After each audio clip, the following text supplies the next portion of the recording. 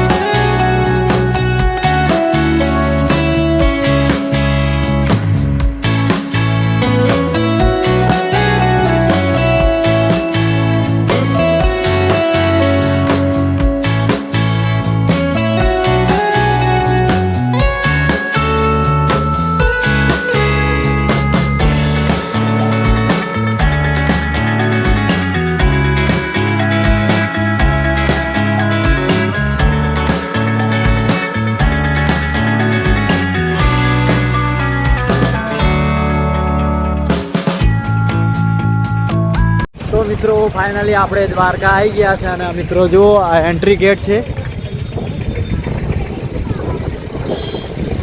તો સામે જોઈ રહ્યા મિત્રો તે એન્ટ્રી ગેટ છે અને આપણે હવે જઈશું દ્વારકાધીશના મંદિર તરફ અને મિત્રો દ્વારકાધીશના દર્શન કરીશું અને તમને પણ દર્શન કરાવીશું।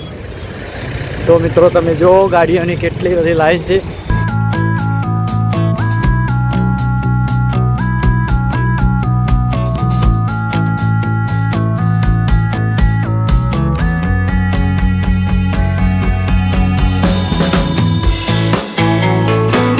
મિત્રો સામે દેખાય તે મંદિર છે દ્વારકાધીશનું।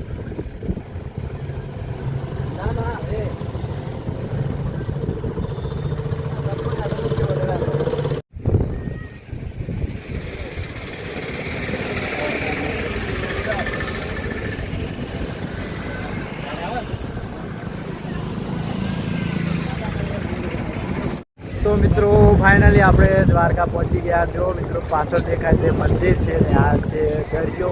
તો મિત્રો જો કેટલી સરસ મજા આવે છે અને ચાલો મિત્રો હવે આપણે જઈએ દર્શન કરવા અને મિત્રો તમને પણ દર્શન કરાવીએ। તો મિત્રો તમે આ વિડીયોમાં બન્યા રહેજો અને મિત્રો કોમેન્ટમાં જય દ્વારકા સીટ લખવાનું ભૂલશો નહીં અને અમારી ચેનલમાં નવા તો ચેનલને સબસ્ક્રાઈબ કરવાનું ભૂલશો નહીં।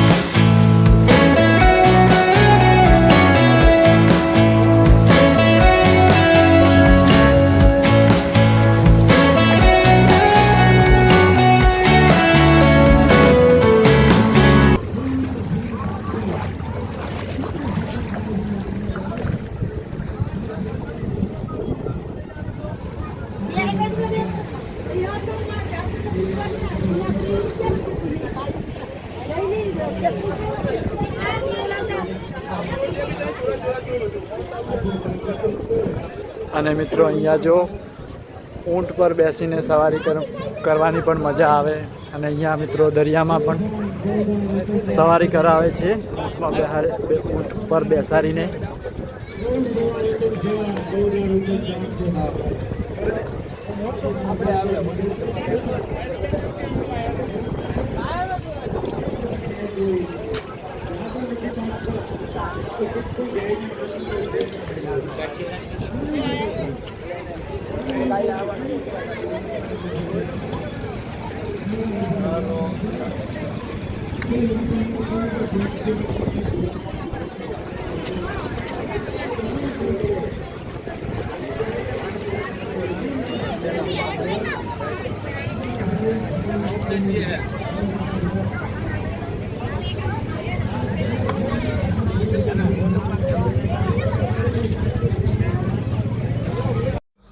તો મિત્રો આપણે ફાઇનલી મંદિરની નજીક આવી ગયા છીએ અને ચાલો હવે આપણે જઈએ મંદિરમાં દર્શન કરવા.